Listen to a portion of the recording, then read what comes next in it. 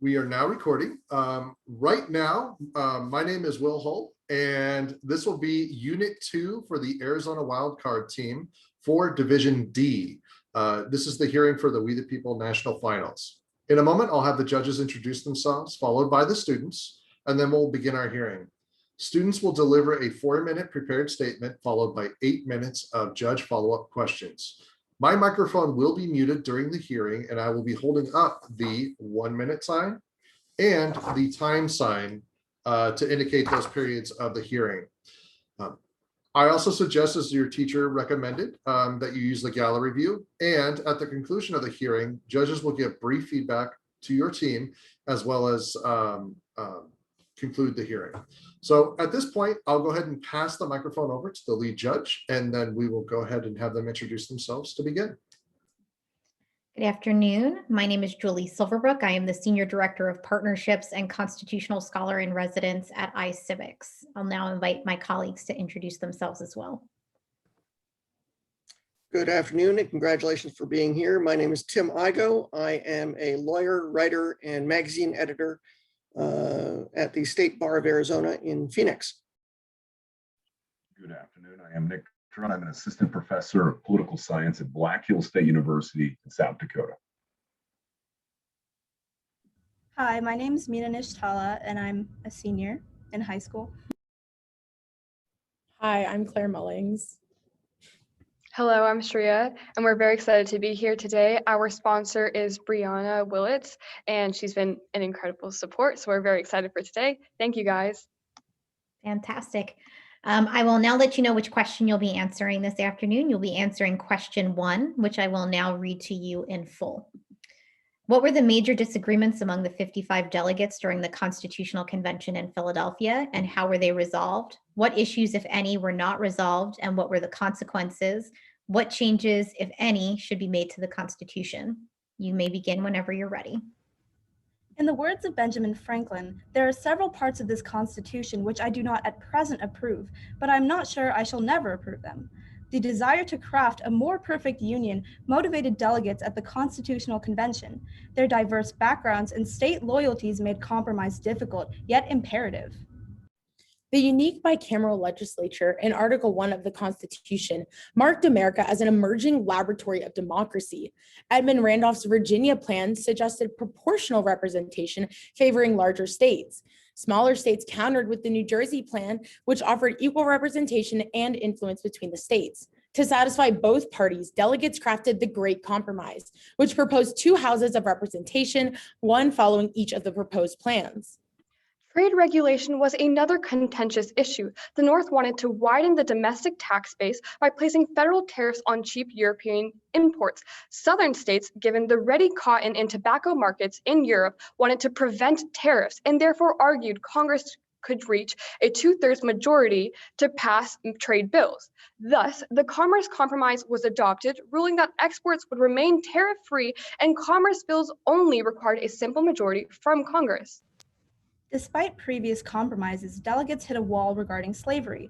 Reluctant to establish the government's position on the issue, delegates merely extended a previous tax agreement in Article 1, Section 2, which required slave owners to pay taxes for 3/5 of their slaves. This so-called 3/5 compromise failed to resolve the legality of slavery, letting states decide whether to cater to the peculiar institution.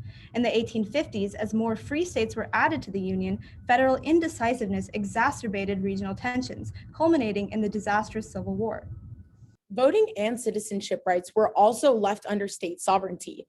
Despite alluding to a voting process for representatives and outlining the dates, times, and manners of elections in Articles 1 and 4, the federal government does not actively protect the right to vote.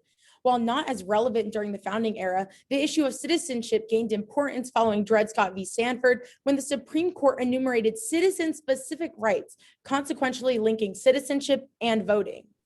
However, despite the protections of the 15th Amendment, African American voters faced poll taxes, literacy tests and the infamous grandfather clause.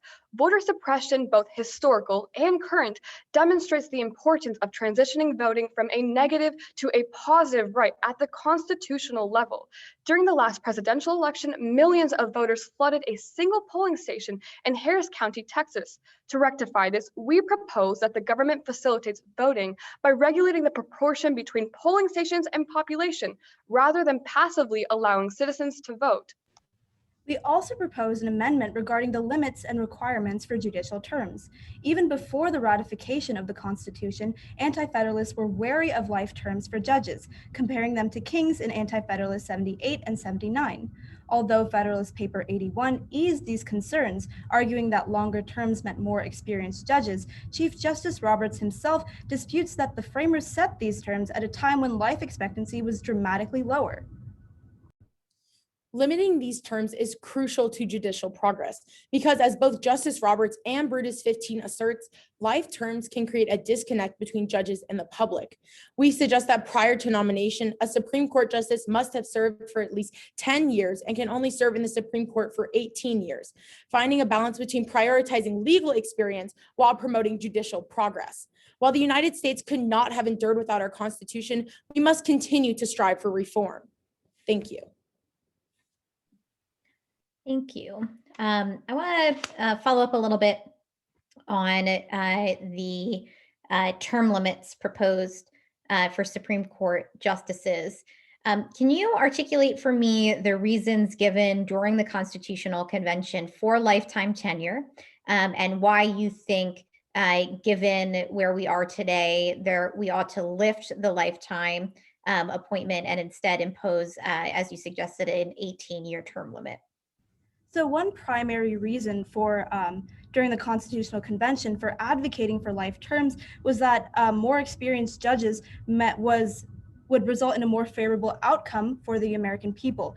For instance, Chief Justice Oliver Wendell Holmes also agrees that experience is the most important quality in a Supreme Court justice.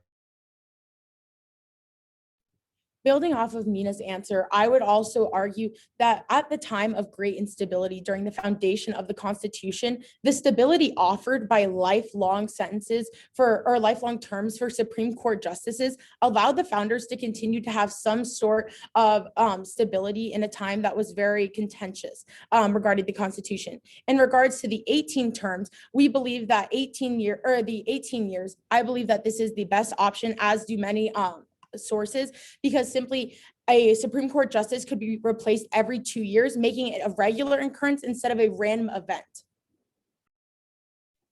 We can also see this sentiment magnified in Brutus 11, where we see that Supreme Court cases and Supreme Court justices are considered almost tyrannical in a sense because of their life terms and appointment. This is simply because they seem king-like. Instead of being elected, they are appointed. And so that was another reason why we can see that Supreme Court justices and their tenures specifically would have that argument during the Constitutional Convention.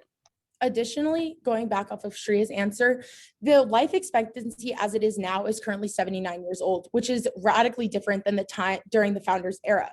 Therefore, when Justice Kavanaugh was appointed at 53 and Justice Barrett at 48, we see that those justices can theoretically serve 26 to 30 years rather than the 16.9-year average that Pew Research reports. Therefore, realistically, we need to limit the terms in order to allow for judicial progress to occur. Implementing a system in which judges would be replaced every 2 years and where one judge would be replaced every 2 years would create a constitutional way to promote judicial progress. Thank you. I'll allow my colleagues to go ahead and pose their questions now as well.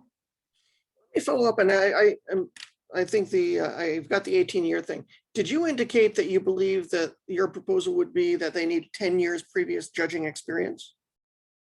Yes. So, and why is that? And I'll just throw out, somebody like Earl Warren, who was the Chief Justice of the United States, did not work as a judge before that. So what do you think of that? We believe that while limiting terms is important, experience is also important, as expressed by the founding fathers. So this idea of having a 10-year prerequisite was actually inspired by the Arizona Constitution. In Article 6, Section 6 of the Constitution, it declares that before being elected to the Supreme Court of Arizona, you had to have served for 10 years as a judge. And you believe that's resulted in a good outcome? Yes. Also, realistically, during the time of the founding era, the reason that we see some judges on the Supreme Court without any previous law experience was because at the time period that there was very few and far between people who were specialized in the court of law and that therefore had experience with it. And although these being appointed in that manner has been rare simply because the Senate must confirm Supreme Court justices, it is still possible. And we could say that the lack of education is still checked by the Senate and therefore checked by the American people in terms of regarding if that Supreme Court justice has qualifications regardless of their education. Thank you very much. Let me take things in a different direction here. One of the major points of contention at the convention, and even more so perhaps during the great debate in the newspapers thereafter, was the appropriate size of a republic. Can you say something about this debate? What were the major disagreements, and what side of the debate do you support and why? So regarding the size of the republic, first of all, the two different forms of representation that were proposed were simply based off of state influences and state alliances.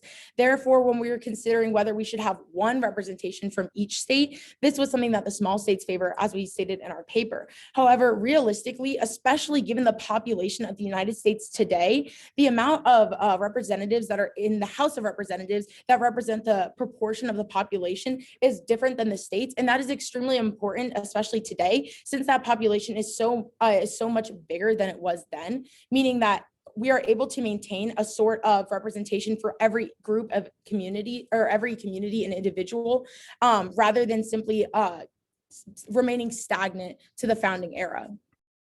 And this idea is also reflected in our usage of the Electoral College. Because electorates are proportioned for every state, election candidates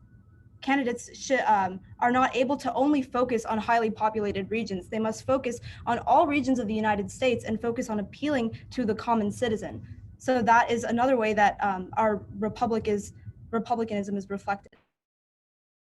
Let me follow up and push you a little harder in the direction of what I was looking for, was really looking at Madison's concern about factions and majority factions and that whole debate. Can you say something about that, please?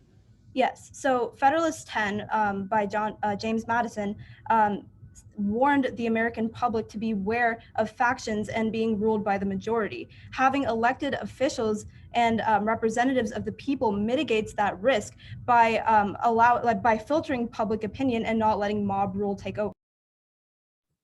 Additionally, it is unrealistic to say that the United States is comprised of the same amount of people. We are a multinational state. We have an abundance of cultures and identities here.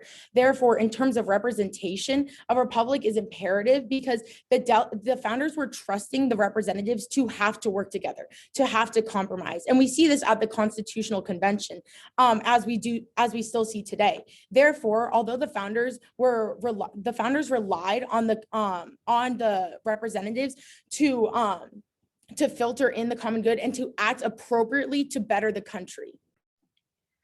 As the Constitutional Convention showed us that there were the two disparities between smaller states and the New Jersey plan, and wanting to have a representation which was appropriate for them, countered with the Virginia plan. And as you had said in your first question, those larger states and their proportional representation was completely different. And so in order to have a constant amount of representation that would be appropriate federally and for the entire nation and to satisfy the needs of all the populations, this is why we would have to create that that overall, like the Great Compromise type of rule. Furthermore, as Federalist 9 advocates, America can be a Republican government even though it has diversity. Creating a republic has the ability to bind states together and create a forum for collaboration between party lines. Thank you so much. We are at time. This is an opportunity for us to just give you some constructive feedback. Overall, congratulations. I think you did a really great job. I really enjoyed the Franklin quote that you started us out with. And you definitely, I knew at the outset, we're going to lead us in sort of a reform direction in terms of changes to the Constitution. I appreciated that you talked about some of the economic interests that underlie the decisions made at the convention, including over issues of representation and slavery, that you talked about the fact that voting decisions are primarily left to the states. That's still true today, and that none of the constitutional amendments that discuss voting rights are positive rights. They simply prohibit discrimination on the basis of race, gender, and age. I think that is a point well taken. On the reform proposals that you put out there, specifically with the Supreme Court, the one thing I'll just note to you, it's not a critique, it's just letting you know, you probably already know this, there's no requirement in the Constitution as it stands now that you have to be a lawyer, let alone a judge, to serve on the United States Supreme Court. So you would have to add that in as a requirement if you were to require 10 years of judging prior to serving on the Supreme Court. I did appreciate that you cited to your state constitution in support for why you came up with that proposal. Just in terms of constructive feedback, I would have liked to have seen more discussion. You made brief reference to the Electoral College, more discussion of the presidency, why certain decisions were made, during the convention for design of the presidency, and then in particular, why the Electoral College was put in place. And then I would have liked to hear a little bit more about what your proposed reform would be for the Electoral College. But overall, I think you did a nice job. You always built on top of each other's arguments, which was really nice teamwork. So, you should be very proud of how you've done today. And now invite my colleagues to share any feedback that they have. So let me jump in. Excellent conversation, and it really truly was a conversation. The sense I got was that your presentation was strong, you were comfortable with it. It was well written and well presented. And then when we got to the Q&A portion, if possible, it got even stronger. I mean, you are comfortable and adept with the information. We learned things on the Q&A portion that you were able to hold back. That's how deep your knowledge is. You were able to teach us even more on the Q&A. You didn't feel a need to put it all in the beginning, so I appreciated that. You were great colleagues to each other, and I know that's hard. It's hard in person. It's even harder virtually. But the love you were giving each other, that was very important, because we do see all that. So that was very good. You brought up the voting rights and burdens and obstacles placed on those originally. If we had more time, and I suspect you would have done this, I would have liked to hear more examples of how the failure of the founders to answer the slavery question continues to play out today. And voting rights would be one of those, voter suppression. And if we had time, I would have asked you what other examples you can come up with about how the question of slavery remains with us. And finally, at the very end, you got in that the kind of a polite rebuttal to a founder who suggested that perhaps a diverse country cannot be a republic, and like, let's step away with that, buddy. That's not true. So I appreciate that. So thank you very much. Really nice job. What I noticed is that all of you projected strength and confidence as speakers. I mean, that really shined. And there wasn't a moment where it didn't seem like one of you had something to say. It just flowed so nicely. Again, that the teamwork there was just excellent to see. Maybe some constructive criticism with the question of life tenure for Supreme Court justices. I would have liked to hear maybe how one of the reasons we have this is to protect these justices from external pressures, whether that's partisan or whether that's media. If they're not worried about the next election, then they can hopefully, right, just do the law, nothing but the law, et cetera. The question about the size of the republic, maybe would have liked to hear the anti-federalist channeling Montesquieu, the concern about civic virtue being lost. But I thought you handled the Madison portion of that very well. And again, overall, I just really appreciated the confidence that all of you projected. Well done. Thank you. All right. Oh, go ahead. I just wanted to say thank you for all the feedback. All right. Well, that brings us through to the end of hearing for Unit 2 for the Arizona Wildcard for Division D. Thank you very much.